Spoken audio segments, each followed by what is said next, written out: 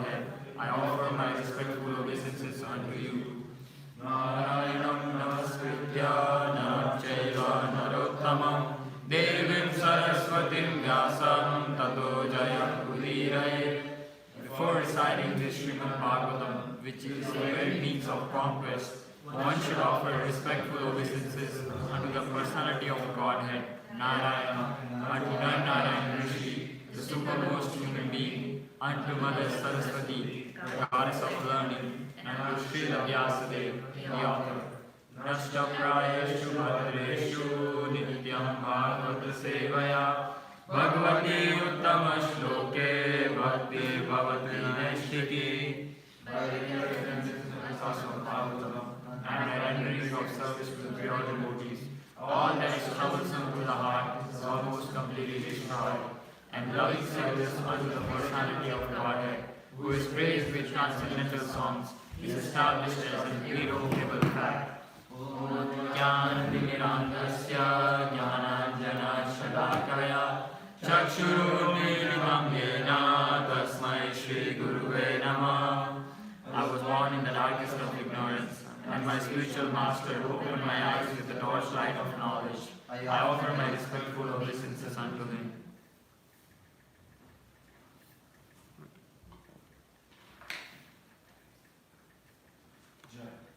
So we are reading from Canto 5, Chapter 20, Text 33.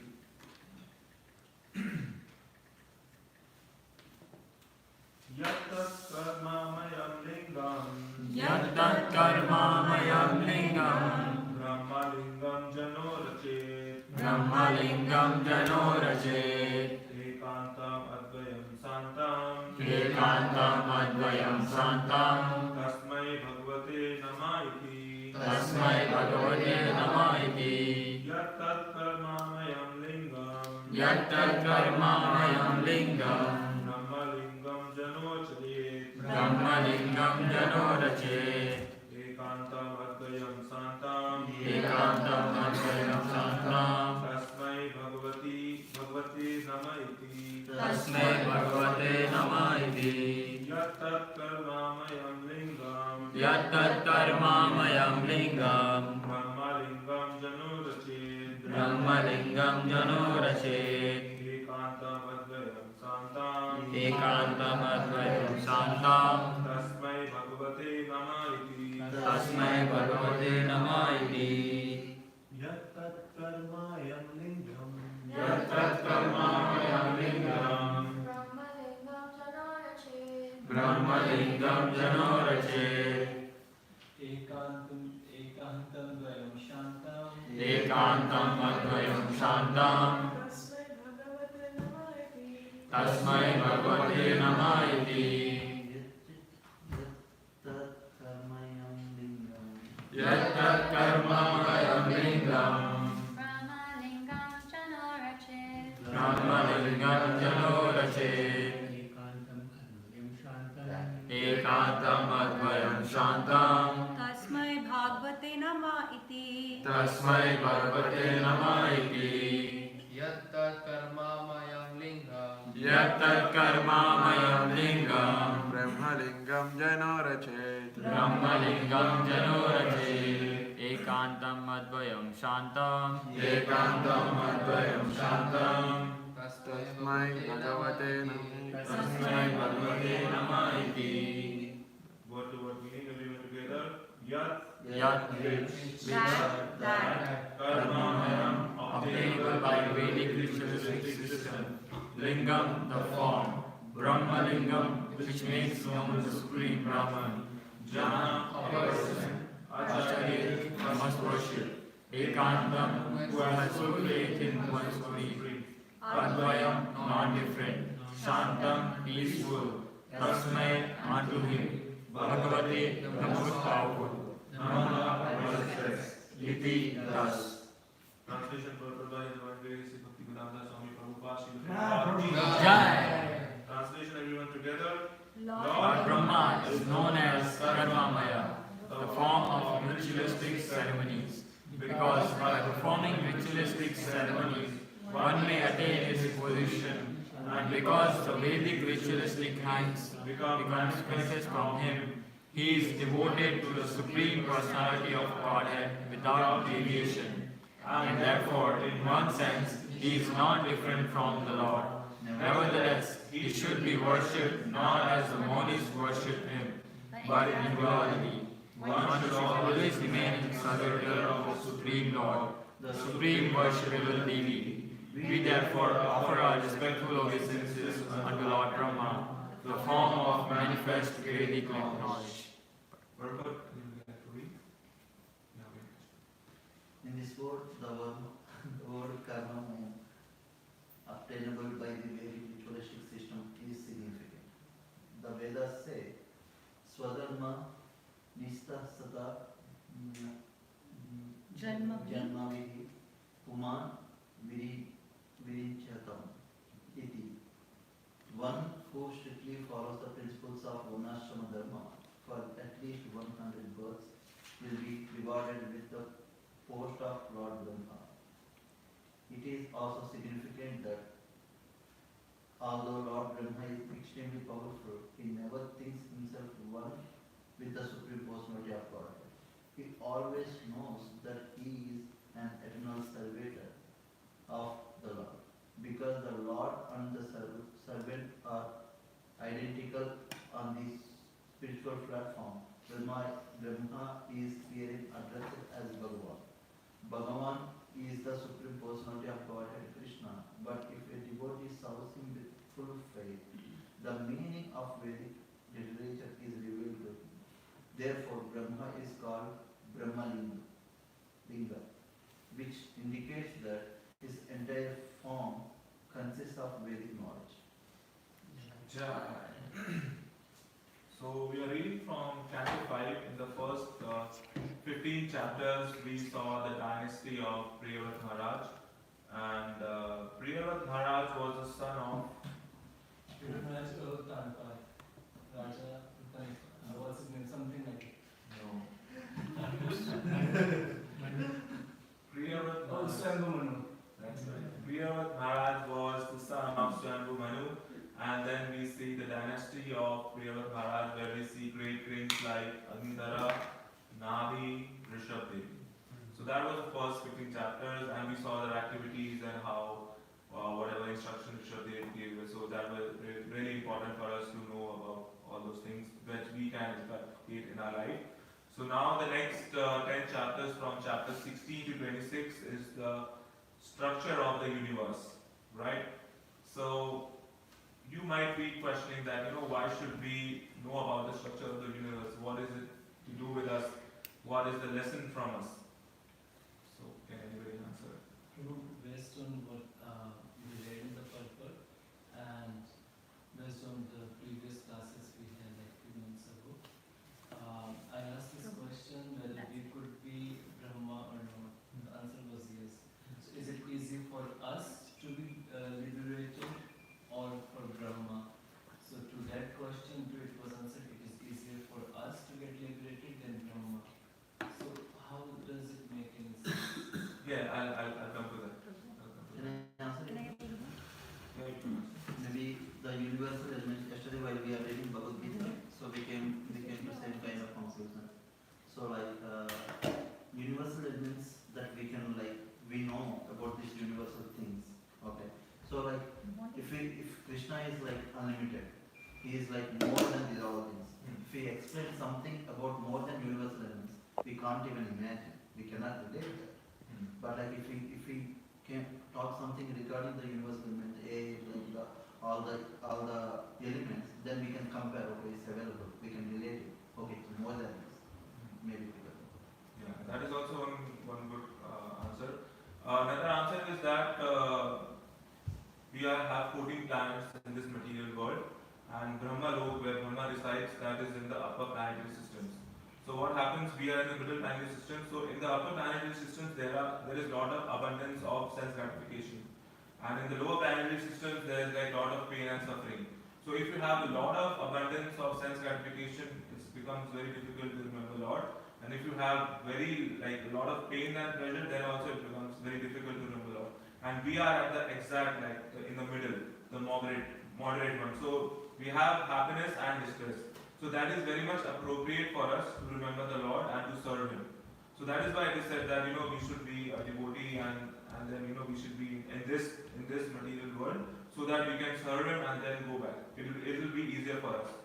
I'm not saying it is impossible for Him, but easier for us because whenever you can just imagine that whenever you are happy you will not remember the Lord, and whenever you are sad you will feel like how do I get out of this?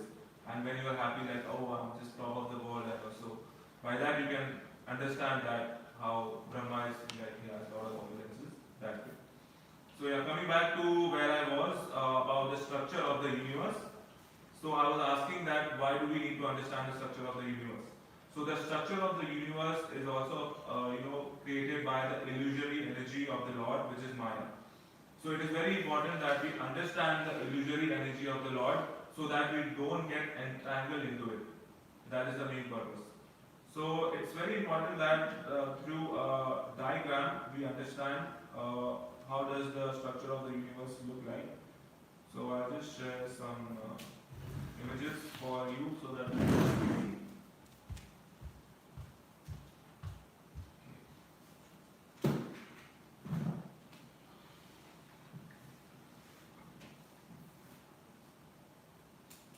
So this is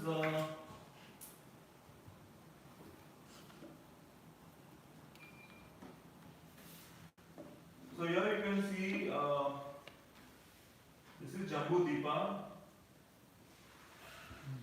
and then the blue thing is the salt ocean, and then after that there are rings of islands, and then there is ocean. Island, ocean, island, ocean, island, ocean, island, ocean. This is the real structure. So the whole universe is type of a sphere, and we are seeing it from the vertical, right? We are seeing it from the vertical, and I'll zoom it more. I'll show you another image that will help us to. Yes, Prabhu, please zoom. It's not visible. Yeah. Yes.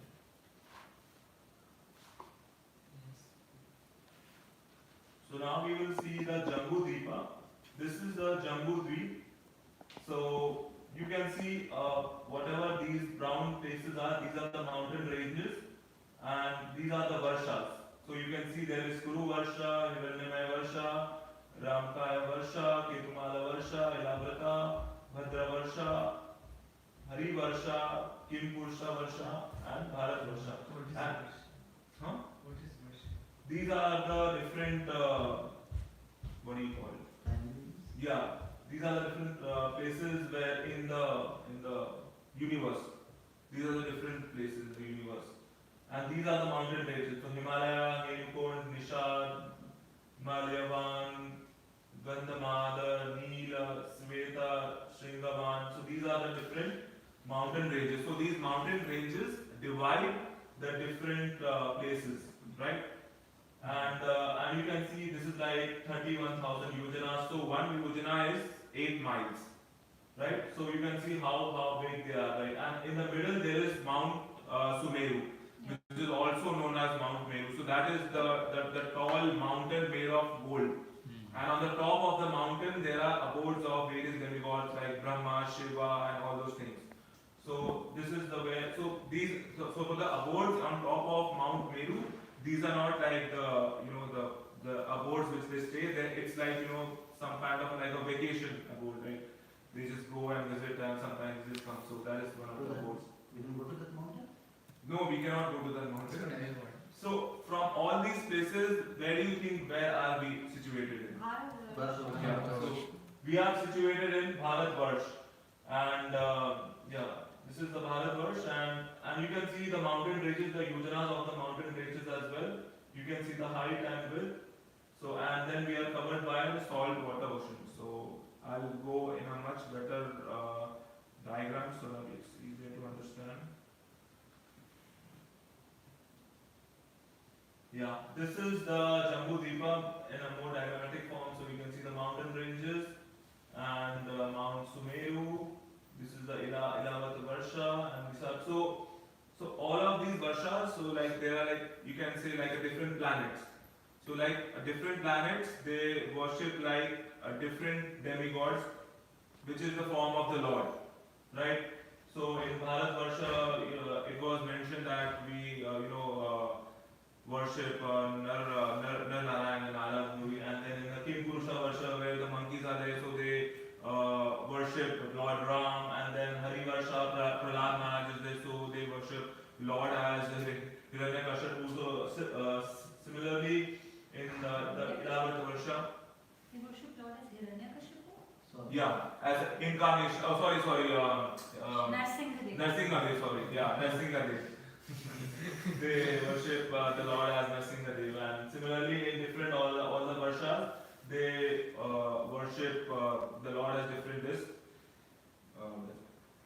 And if I go more zoom into the elaborate Varsha, which is in the middle, you can see this is the elaborate Varsha, where and you can see it's now more divided into different parts. So you can see in the Meru Mandara there is the garden of rose apple, jambu, and there is a lake of honey. And then over here in the Mandadara you can see there's a milk lake, and there is this garden called Roda. Similarly, there is the pure water lake over here. The trees are banyan trees. So similarly, you can see there is more description of how the ranges are there, and in the elaborate Varsha, which is the middle part. And in this chapter, we are going to study about. So this is the Jambudeep, right? You remember Jambudeep?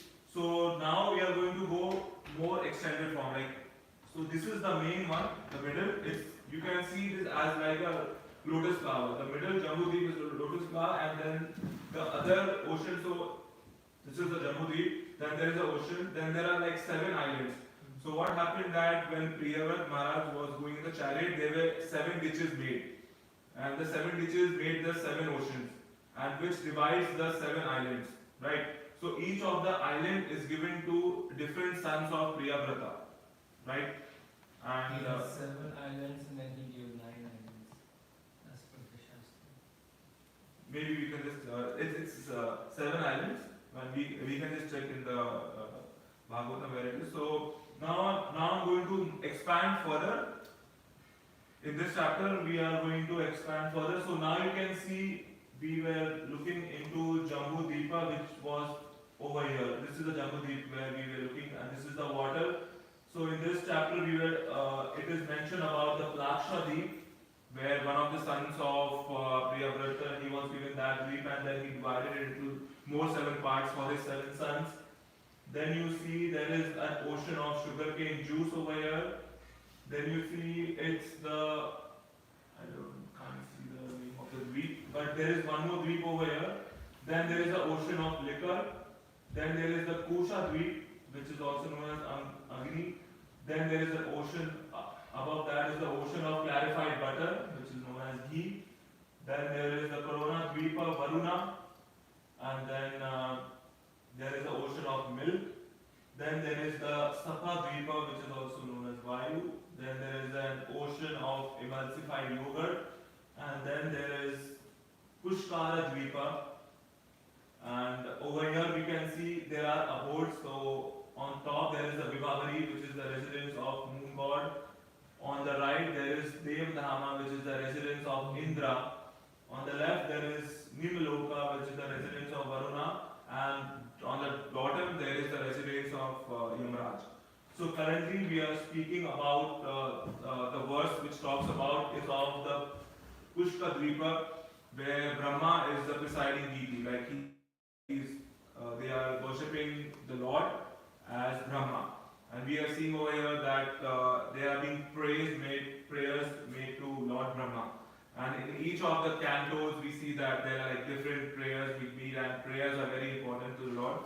So we should also make an effort to make a prayer to the Lord and beg for His mercy. And so it becomes very important to understand the prayers. And then you can see above that is the sweet drinking ocean. And then there is the golden land. So over here, this part is made up full of gold, and as you know that when sun reflects on the gold, it becomes very difficult. So nobody decides over here. Yeah, and then the last part is only like people deciding on the Pushkar Dweepa. Yeah, and then on the end is the Mount Loka Loka. If you can see, there is the Loka Loka mountain. This is the end, and then there is Alokavash, which is very dark.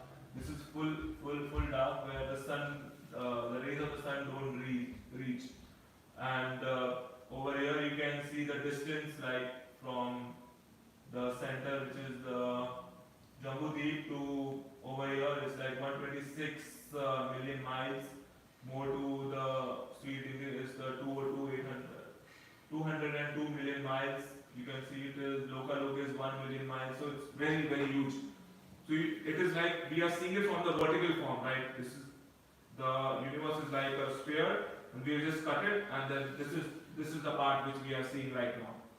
So it's very important to understand diagrammatically. So this is the structure of the universe, and then we are on the below, and then we have more other forms as well. And there is a beautiful video which explains the structure of this. So I can just play the video. Could we also share it with the group? Yeah. Who is shared the Narayan designs? Shwetadeep? Yes. It was inside this, right?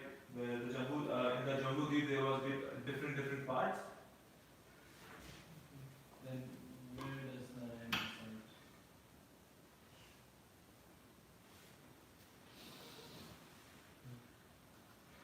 Nara, you can see it in this video. It's very clear in this video.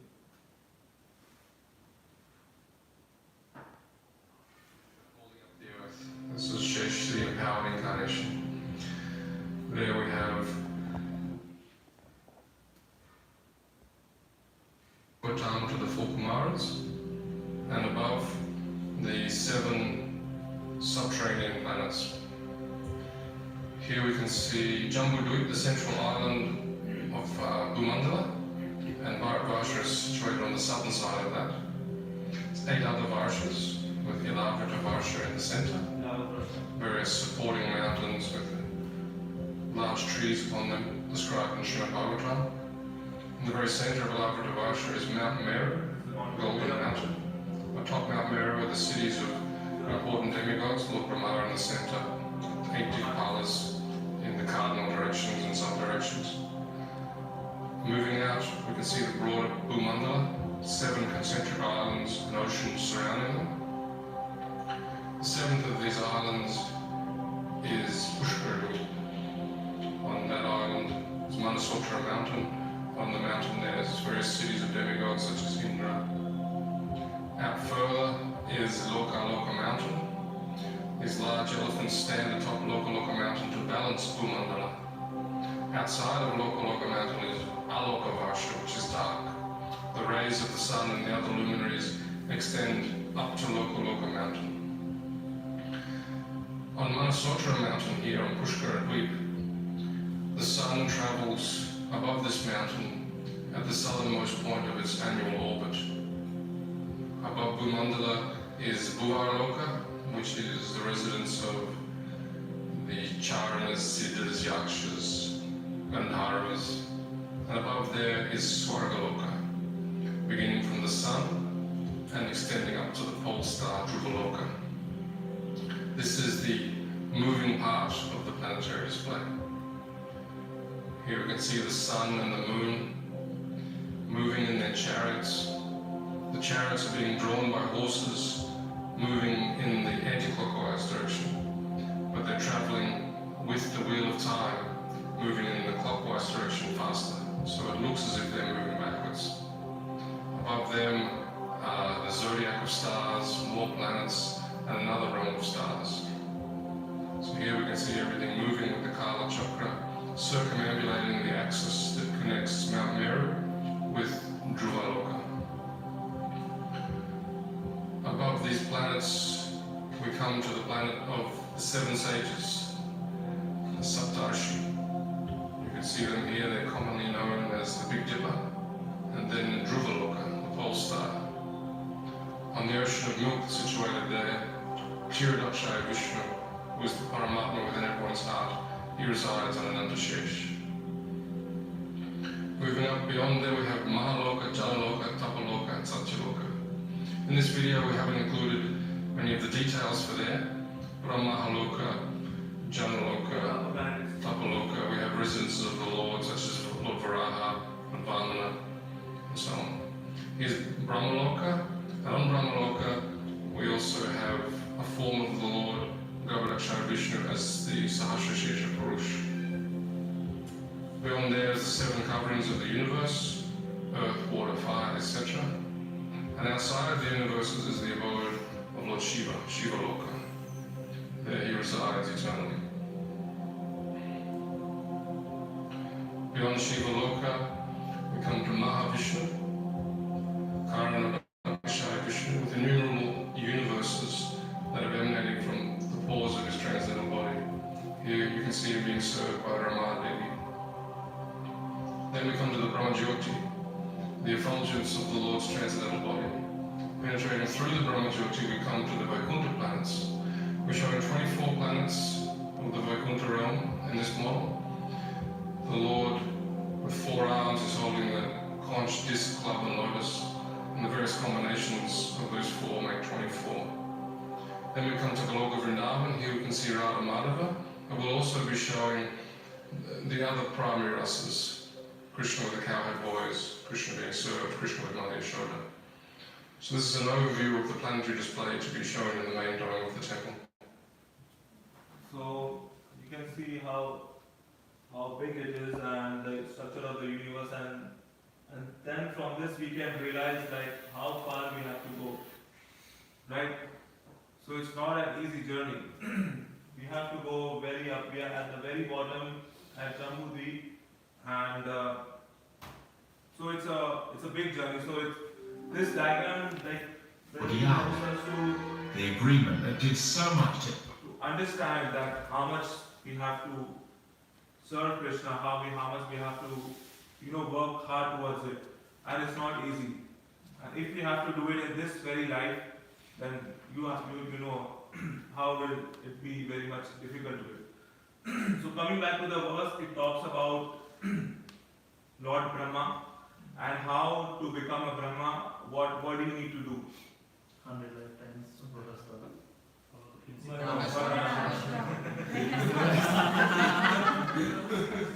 somebody has, lived, bird ashram and 100 births, then too only Brahman will be able to, or they will become Brahman only. Why can't they get liberated?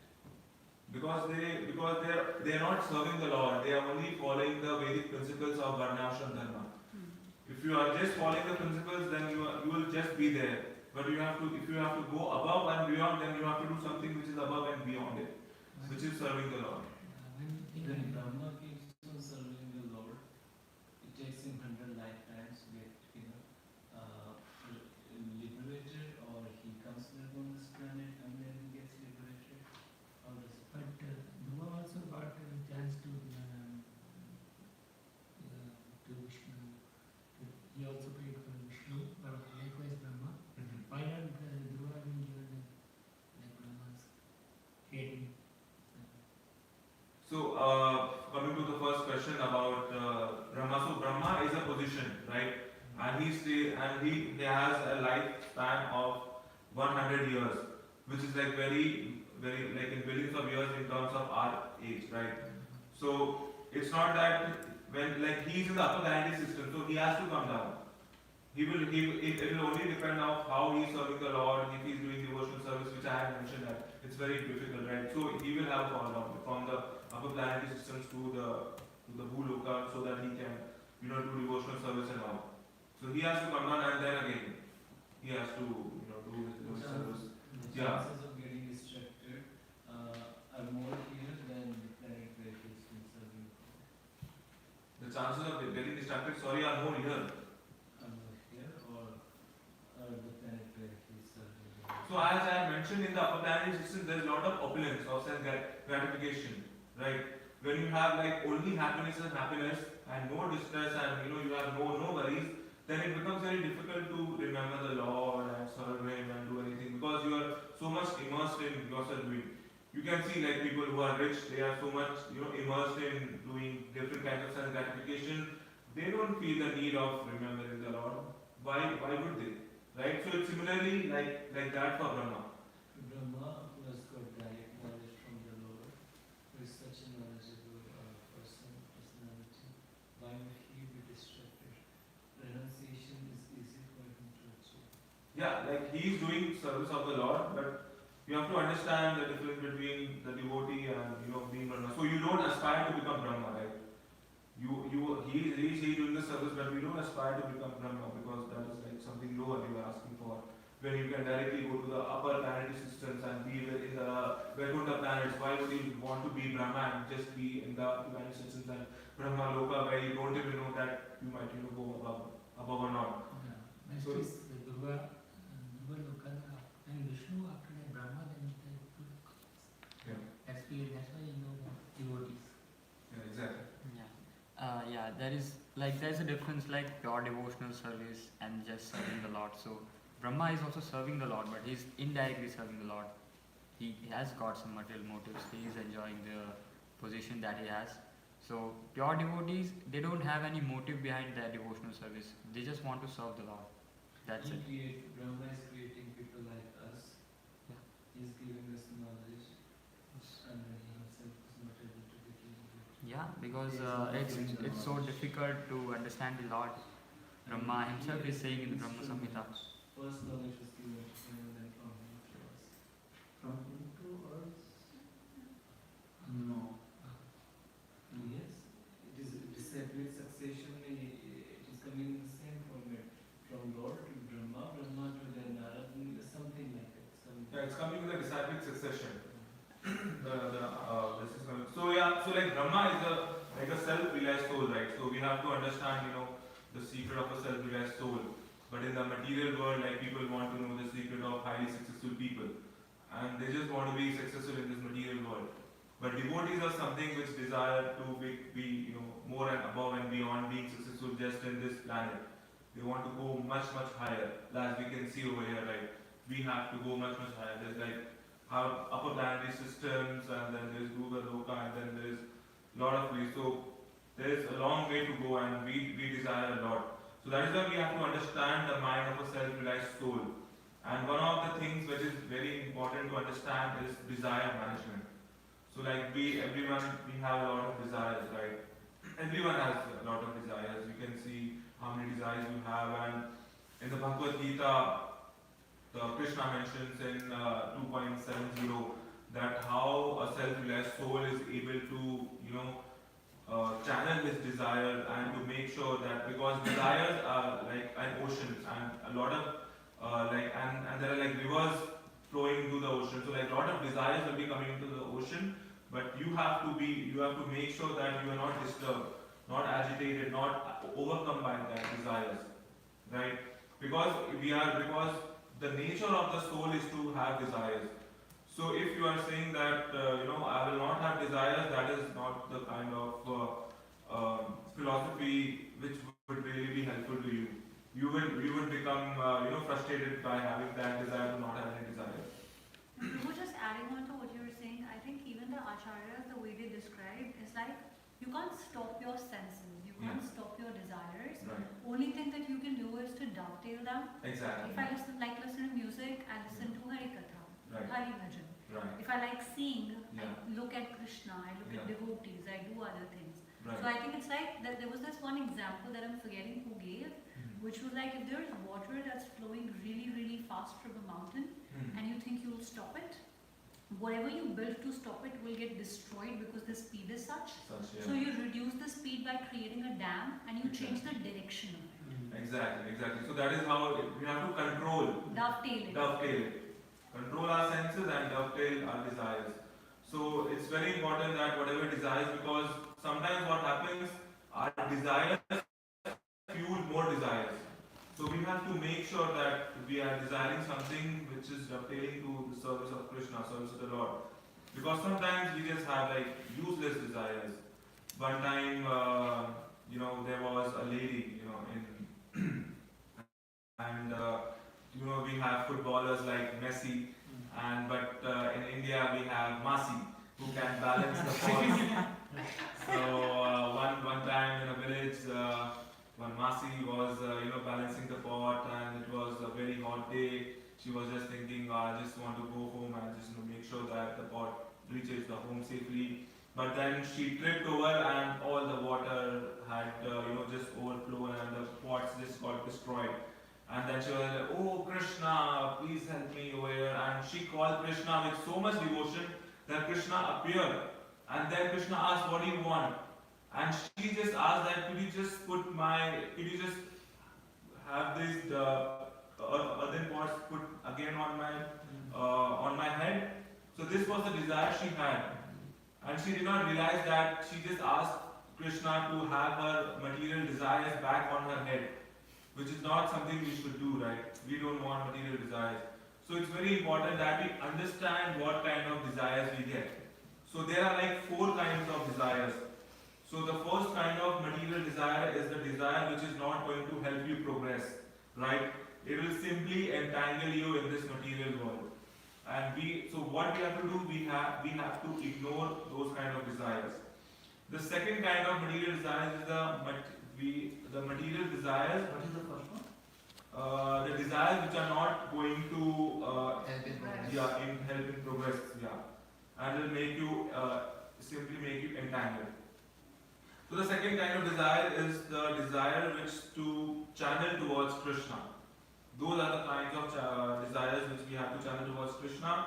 The second kind of desires are the spiritual desires, but which are Please slow down. okay. Sorry. No worries. So this is it's very important that we understand the desires and to make sure that whatever desires we have to channel it down. So we were talking about the second kind of desire was the material desire to channel towards Krishna. The third kind of the desire was the spiritual desire but contaminated by material motivation. Right? So we have spiritual desires. We want to serve Krishna, but we have a material motivation towards it. Right? So what we have to do, we have to purify it.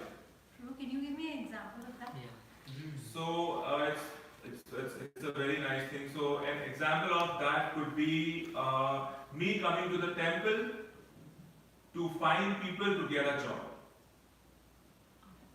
Right? So I'm coming to the temple, that is a good spiritual desire. I want to take darshan of the Lord, but it is contaminated that I need a job. So that is why I'll come to the temple, I'll meet people, I'll speak to people and get a job. So that should not be.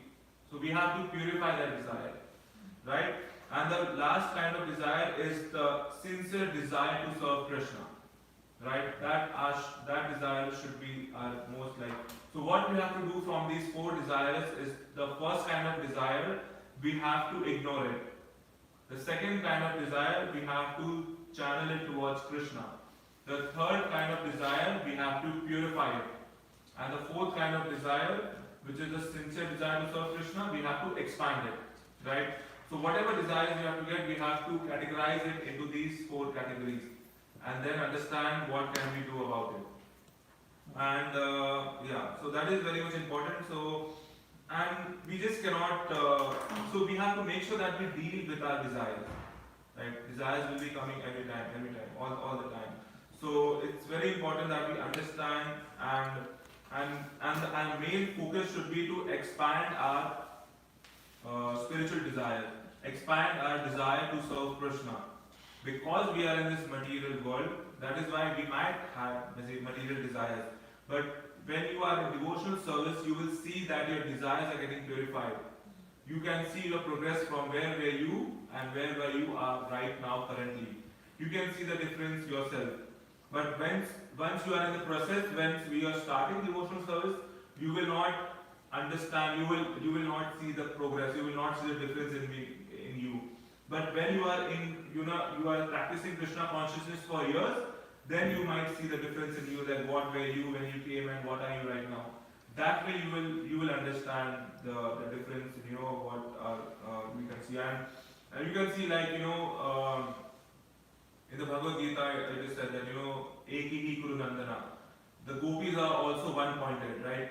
So our focus and desire should also be one-pointed. That is to serve Krishna. And how we can do that, like how we can increase more spiritual desires, is to keep association of people who have only spiritual desires.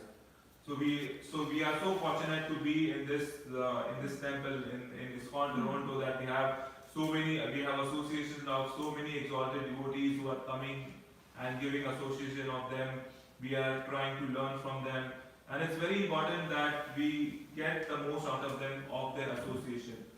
So it can be making sure that learning from the teachings, asking questions. So that is very important. So that is why power of association is so much important. When I had started Krishna consciousness, I was given the ABCD of Krishna consciousness. A is for association of devotees, B is for books, C is for chanting, and D is for diet. So I thought that traveling to the temple is it takes a lot of time and takes a lot of effort. You get tired, and the rest of the things, books I can read at home, chanting I can do at home, and diet I can have at home, right?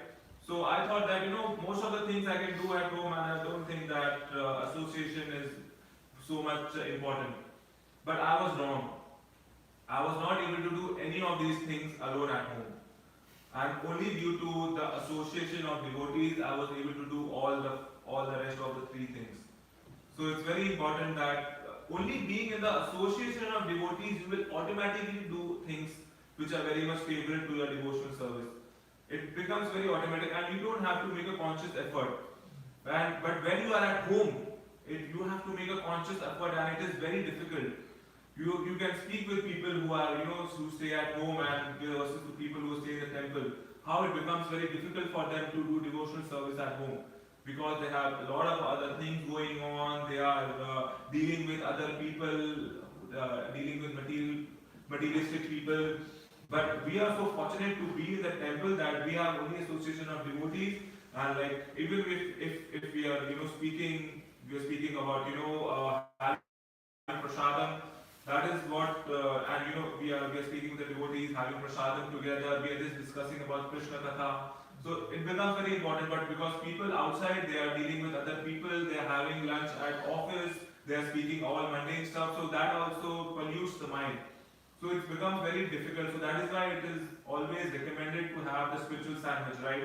Where in the morning you have your morning sadhana, then in the middle of the day you have all your work, your material work and everything, and then you end your day with your reading or anything which can just help you come out of that material desire, because that might affect your unconscious mind as well, because whatever is in your conscious mind, it affects your unconscious mind. So it's very important that we sandwich it and make sure that our material work and everything has very less influence to our spiritual life and spiritual desires, and which is where we want to progress.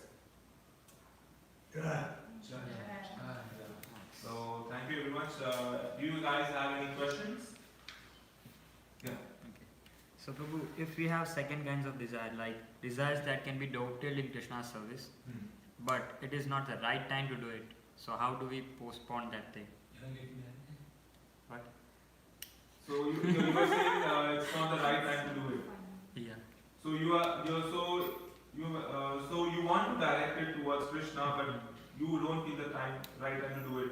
So do you have in mind when that time will arrive, or you don't know when that time will come? If you know that when the time will arrive, then you can wait for it, and when the right time comes, then you can dovetail it. You can just spark that desire. Okay, that I have this desire to buy a car, but I will not buy it now. Once Rath Yatra comes and I know that I have to take devotees to the Central Island and do service, then maybe I can buy that car. So that way we can just spark that desire for now, and when the right time comes, then we action on that desire. That is what we can do. If you give your example, Prabhu will be able to help you better. Maybe in a one-on-one. Yeah. Maybe you can give me an example of what you meant. But I hope this example helps you to understand that how you can. He said take the devotees. If are there devotees like a provisional item, take it. Yeah, like any items. Any item. Just use it for the service of Krishna and make the most use of it, and not just for our own personal service, and just to make sure that whatever we have, how can we make the best use of it in service of Krishna. That should be our only meditation, and if we have things, yeah. And Prabhu, it's not just about our material things like Yeah. your car, your house, your money. I Right. think it starts from as little as your body. Right, You exactly. take a shower, you keep it clean, you dress Yeah. up, you come to temple for Krishna. Right, exactly. So I think it starts from very like Internally, within, yeah. and then it extends. Extends, yeah. You have to start from within, and then only you can go like, all other things. But yeah, I was just giving a big picture of how you can have other things as well to dovetail in the service of Krishna. And yeah, it has to start from internally. Otherwise, the external parts will just be superficial, right? And the best thing what we can do is to serve the Lord through our hands. And the best service is like to give the time to the Lord, because time is priceless. Money you give to the Lord, you can earn it back, but the time given to the Lord, you can't get it back. So you can see time is the most priceless, precious thing you can give to the Lord. So that should be our goal, that how we can give more and more time to Krishna and reduce our time towards other things where we have to do our work. I understand that is also important, but we have to make sure that how you are making a strategy to if you are putting it a lot of time, so that you understand that once I put so much time, I then get a lot of time later on to do service on the Lord. And also in the Chaitanya Charitamrita Madhya it is mentioned Anya Vilashta Shunyam Jnana Dharma Anavratam Anukulena Krishna Anukulena Krishnanu Sriganam Bhakti Uchate. So whatever our desires we have to reduce our material desires, and our only desire should be to serve Krishna. That should be our only goal in our life. But it will take a time. This is a gradual process. Don't get frustrated if you think that I have so many desires, I'm not able to concentrate. Krishna consciousness is not for me. No, this is a very slow process, and we just have to make sure that we are giving some time of it consistently, because drop by drop we'll have the ocean made, right? If you're thinking that I'll make the ocean in 1 year or 1 month, it's not going to happen. So it's just a slow process. We have to just be part of the process, and you will not even realize that how much progress you have made.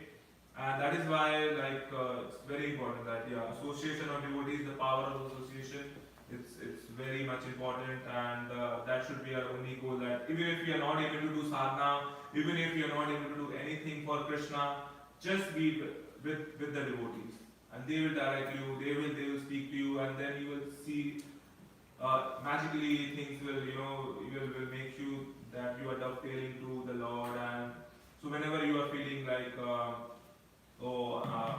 just like I'm not feeling good in Krishna consciousness, or just be with the devotee, speak to him, speak about what did we, and whenever we are speaking with other material persons also, right, we can teach them also about Bhagavatam, right? We can tell them about the structure of the universe, what we learned. That way it will help us as well as the other person as well, right? So that should be our goal, that how we are, and we are not doing it, and our goal should be that we are not telling this information to him for his benefit. Because we are we are very selfish souls. So even if our goal is selfish, that I'm telling this knowledge so that I purify myself. In the process, you are purifying yourself as well as helping him, right? So that way, it's very important we do that. And to teach is to learn twice. Yeah, exactly.